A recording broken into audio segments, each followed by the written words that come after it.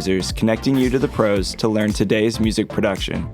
Welcome everyone to another episode of the Ableton Music Producer Podcast. This is your host, Dan Giffin. Like always, before we get into today's episode, I just wanted to give you a heads up. If you don't own Ableton Live 10 Suite or Standard, now is the chance. If you go to a link in the show notes or just visit liveproducersonline.com/buyableton, liveproducersonline.com/buyableton, then you can own your very own copy of Ableton Live 10 Suite or Standard for the cheapest that you will ever find it. And just click that link and then you can see how much you can save, which saving money is always a good day. And I am super humbled and blessed and thankful and stoked for our guest today, Sylvia Massy. If you don't know who she is, you're probably living in a closet. She is an amazing person. She is a very well-known audio engineer. She is famous for adventure recording, like tracking artists in really unconventional places like submarines or icebergs or caves. She travels all over the world. She's recorded in castles and records artists in some really cool places. She's most well known for engineering for really well-known artists like Prince, Aerosmith, Tool, Johnny Cash, Red Hot Chili Peppers, Smashing Pumpkins, Tom Petty. We could probably go on for another hour just listing her credits. She has been a huge influence for me personally with mixing and audio engineering, so I am really grateful and humbled to have her on the podcast today. I made this little list of questions and things I'd like to pick your brain on, and one of them was, what were some of the things you saw this year at NAMM that was like, ooh, this is nice, or something interesting? So at NAMM this year, I do really like what SSL is doing, bringing back their analog large format console. So that's kind of cool. And then I really enjoy some of the new microphone designs that I saw. I'm a big fan of Aston mics, which is a UK brand, and they have the Stealth, which is doing well for them. It won a Tech Award this year. And and then there's a Lewitt mic that I saw that I hadn't seen before, which is very exciting. And I'm going to try it out here in a session in a couple weeks. And then I love Genelec monitoring. I use Genelec monitoring, and they have a new sub system that I was very interested to hear for the first time. Yeah. Okay. Those are some of the things I saw at NAMM this year. You know? Yeah, so, I love Aston mics. Aston makes some really good affordable stuff. They're one microphone. I don't know exactly what, I think it's the Spirit. Yeah. It's called the Spirit. Yeah, that thing, I A-B'd that against U87 and I liked it better. I know, right? For male vocals. Yeah, it was nice. Not only that, but they're built like tanks. I do adventure recording. It's something that I do where I'll take a client out and do something really wacky and wonderful with them in recording. And so for this artist Hydroform, we took one of the Aston mics and got a bunch of tannerite, and we wanted to record the sound of a cannon blowing up, like a cannon shot. Yeah. So we got a big metal barrel and loaded the tannerite in it, put the mic down in it, the Aston, and blew it up. I mean, it was we had to go like a quarter mile away just to get out of a fire. Oh yeah. And it recorded it great, and there wasn't a scratch on the mic. That's wild. That's crazy. I would say, like, you're well known for just doing crazy stunts like that with all kinds of stuff, like recording castles and icebergs and caves and all kinds of crazy stuff. Would you say that was like one of the most out of the box things you've recorded? Because that sounds pretty intense. Well, that was fun, but there's so many things last year I recorded a band in a 3,000-year-old Etruscan tomb in outside of Rome. That was pretty intense. That's awesome. There was bats. And then one of my other favorite ones, there's a couple other favorite ones. I did a recording in a nuclear cooling tower at SATSOP, which was... I saw that. That came out great, too. The recording is really... You never know when you do weird things like this if it's going to work out. Oh, But totally. that was a great recording. And another one was in the London Underground in a subway, an abandoned subway station called Aldwych.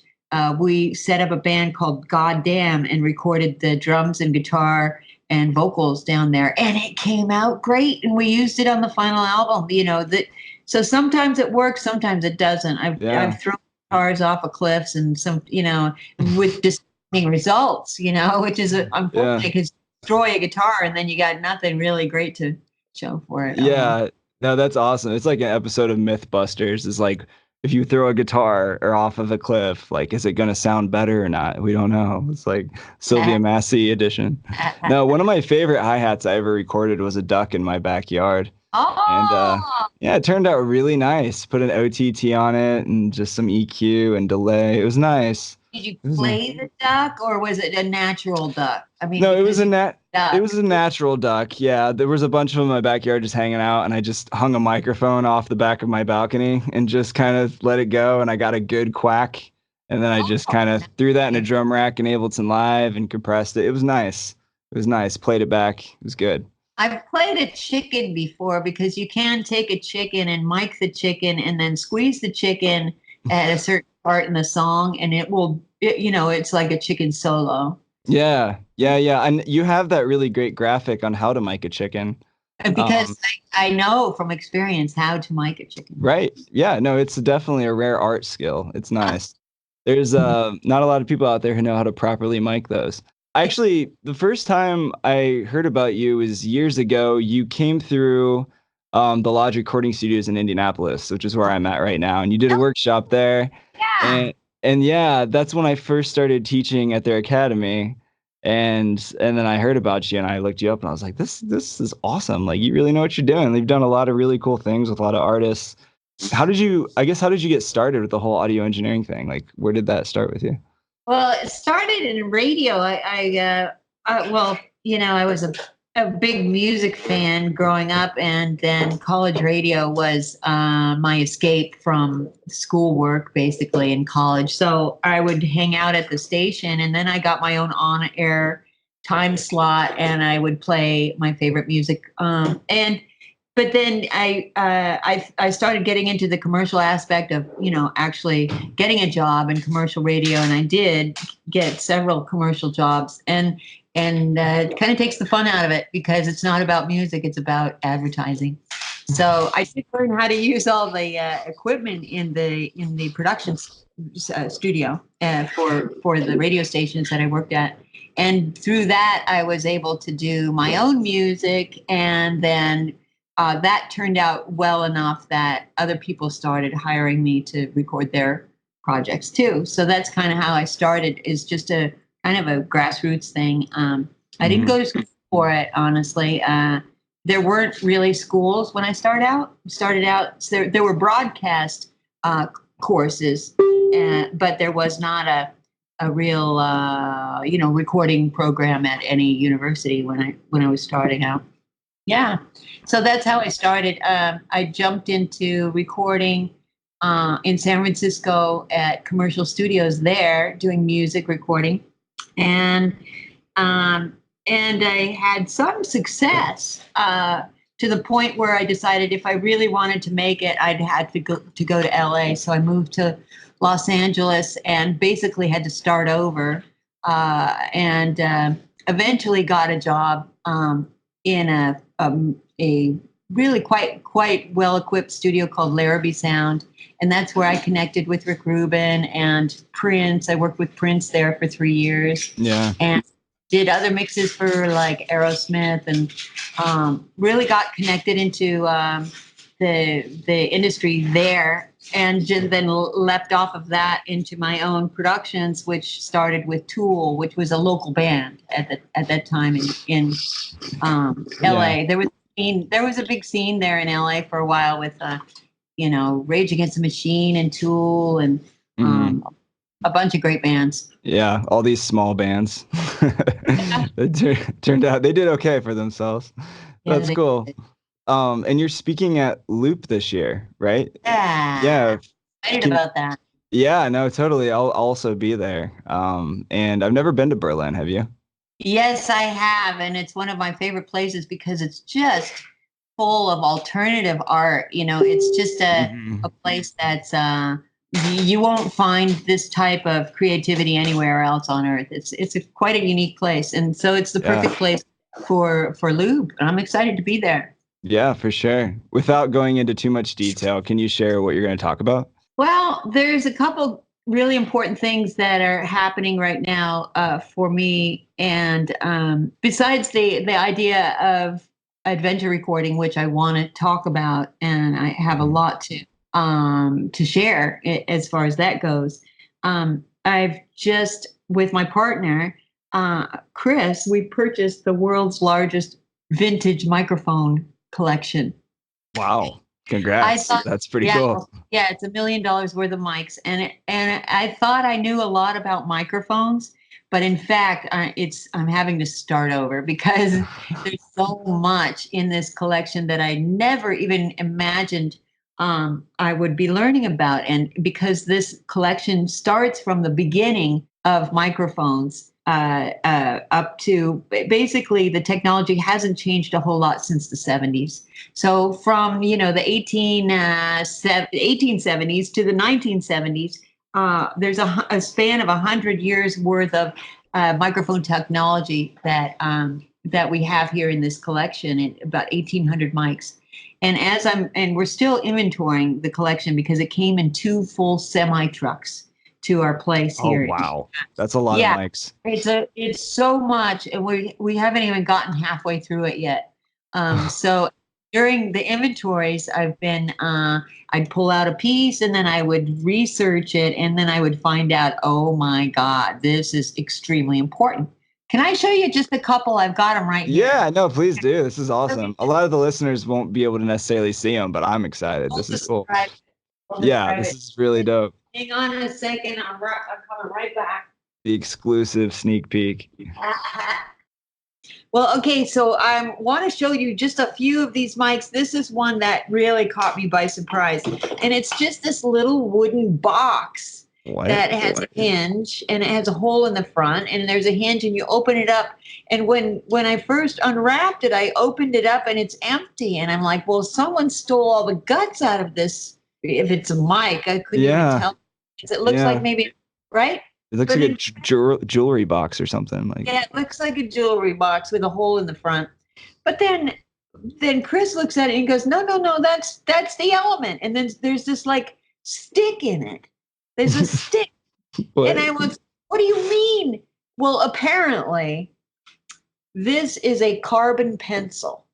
And in 1878, David Edward Hughes made this microphone, developed this microphone. It's a microphone, and you would yell at this stick, and What?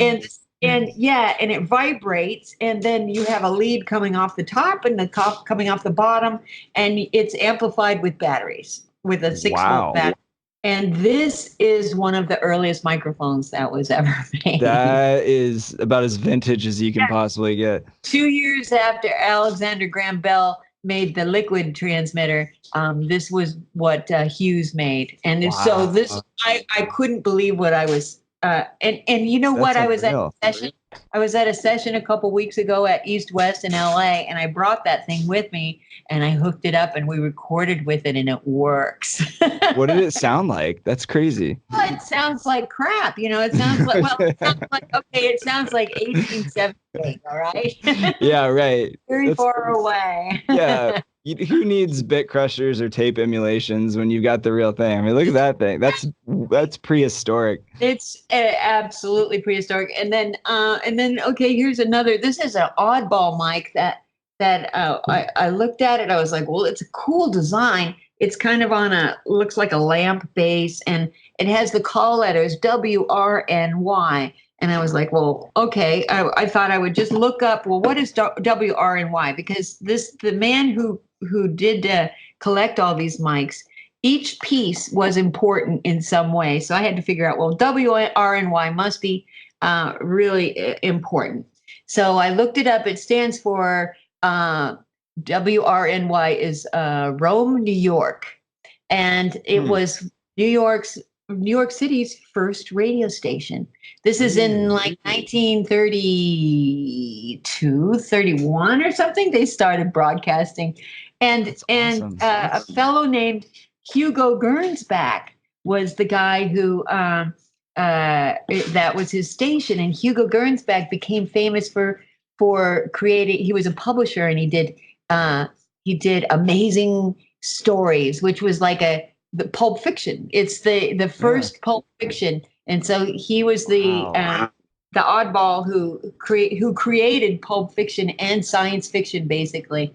So there's like a whole science fiction story behind this one microphone. It's crazy. And then, oh my God, how much does that weigh? That thing looks like a tank. Yeah, it's big and really heavy. It almost kind of looks like one of those space heaters outside that you see at a restaurant, like hanging down over you. It's like, look at this thing. It looks like a periscope on a ship. Yeah, it really does. Right. And this is from NBC. This is an early NBC mic made by RCA. That one, I just love how it looks. It's so heavy. This one is this is an oddball. It's a ribbon, and it's for WLW. I looked up, what is WLW? Well, that was a station in Cincinnati, Ohio, which at one point was the most powerful radio station in the country. And it was started by a fellow named Crosby. Right? Crosby. Was his first name Bing? Crosley. Oh, Crosley. Okay. And, he went on to make radios, which are really super famous radios. Like, you can find Crosleys for sale. They're like these Bakelite, beautiful shapes and everything. Crosley radios are really desirable, American-made radios. And then he went on to make cars. He made a whole line of cars, Crosley cars. It's quite the entrepreneur. Right? Oh, and here's the other Crosley. Look at this gigantic mic here. Another Crosley from WLW. Anyway, so that's enough because our listeners can't even see what we're doing here. We've come a long way in audio engineering for sure. Yeah. That's pretty wild. You can imagine that they're very unusual designs. They are big and heavy, and each one of them is very important on its own. So I'm having at the time of my life, there's 1,800 of these. Each one has a story. That's wild. On the whole thing, it's so exciting for me. So you're going to open up a museum? Because you totally could. Yeah, we are opening up a museum. We have to. That's awesome. But I'll be talking at Loop a lot about this collection and vintage mics in general, just because it's such a fun subject, and we'll be able to look at a few. I'll bring a few with me to Berlin. Yeah, that's really cool. Yeah. Bring all of them. I'd love to play with those. Those are really cool. Yeah, I feel really spoiled. Like, honestly, like I've been an in the box type of person for most of my life, just because that's all I've ever really known. And since 8 years ago, I started getting into mixing and things like that. But, kind of as like the world of plugins and software engineering has really become a thing, allowing, people in their bedrooms to get that quality radio sound these days. So I'm curious to pick your brain. Like, when it comes to analog versus software for even microphone emulations, how often do you find yourself doing that balance between the two? Are you like mostly always analog, or do you find that you like to dabble in the software side too when it comes to emulations for even microphones or just like plugins for mixing? Like, where's that balance for you? Well, I do quite a bit of hybrid recording and mixing. In particular, with mixing, I will incorporate plugins. And the first plugins that I replaced my hardware with have been the reverb plugins. As soon as the technology was good enough that I could put away, the boxes in my rack, I'm very, very happy with Valhalla reverbs. And so there's a whole suite of reverbs with Valhalla that I use in my mixes.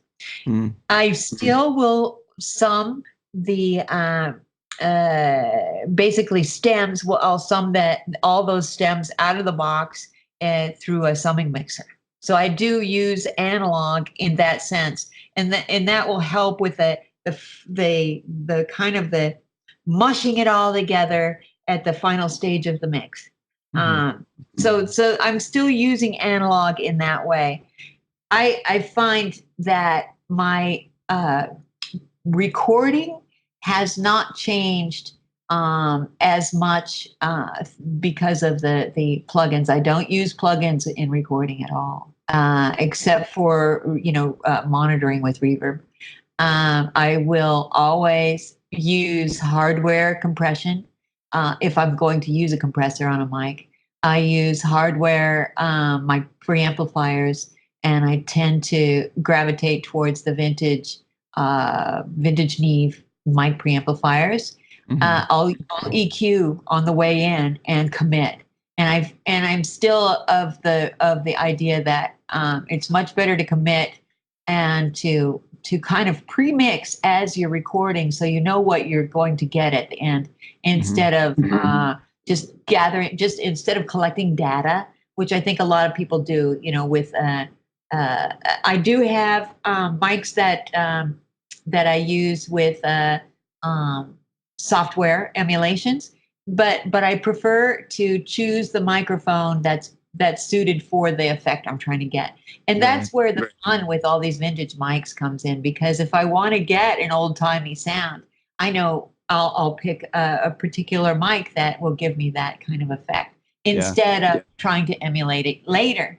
I can't change things after they've been committed, but that might be a good thing, because I think one of the most important things to remember in production is that you're really not a producer unless you finish something. And so a lot, and there's you could keep working on something indefinitely, especially if you allow yourself to. So if you give yourself some restrictions and kind of put some fences up around, what you're able to do, that you're more likely to get finished and to move on to the next thing, because I think it's more about quantity, and the quality is relative to the listener.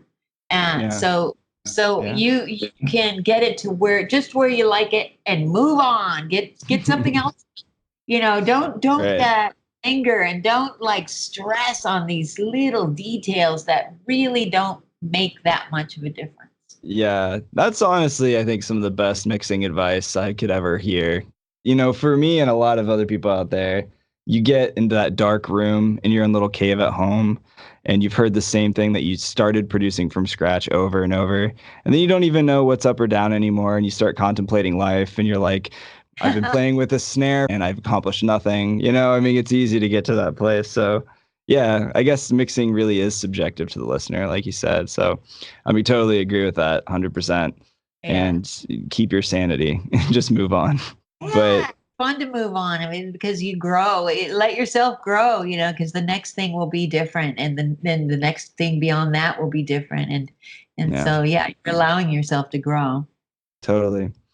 You mentioned, I'm just really curious because I feel like this is becoming a bigger thing, what I've seen in the industry the last few years, as far as microphone emulations. Are there any specific mic emulation software companies out there that you've played with that you really like, or you found to be worthy of using? Well, sure. The VMS one by Slate, I really like. I think that they've done an excellent job. And the Sphere, Townsend. Oh yeah, okay, yeah, I know who you're talking about. Sphere. That's a very, very exciting new mic that I'm excited. Very interested in, and I'm also in talks with Townsend about doing emulations of some of this collection here. Yeah. Be a really fun thing to have, to be able to because there's so few of these mics around, you can't possibly have all of the flavors that available. So this might be a way that anybody can use these colors in their palette. That would be amazing. I fully Yeah. endorse that idea. That they looked pretty cool. What about Universal Audio? I know that they've been getting deeper into the microphone emulations as well, with Ocean Way. Right. And I'm interested in that, but I haven't tried it yet. Okay. Yeah. I haven't played with it much either, but I can imagine it's probably okay. I have to play with it. Oh, yeah.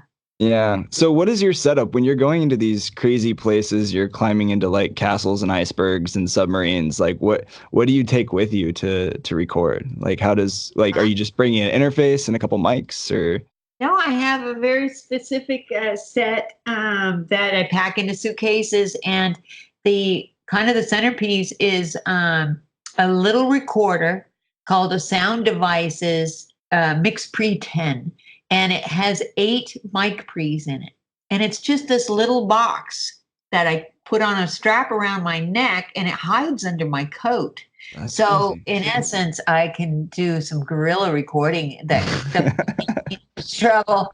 I was working with a punk rocker in where were we in Dresden, in Germany, and we snuck into the big art museum there with our recording rig, and we did vocals. Nice. Nobody had any idea, just undercover. Oh, they figured it out after, and then they did followed us around until we left. But That's we funny. did get the recording done, and it was great. But yeah, the Sound Devices, I'll use that, and it has 8 mic pre's plus phantom power. It's completely standalone, like battery operated.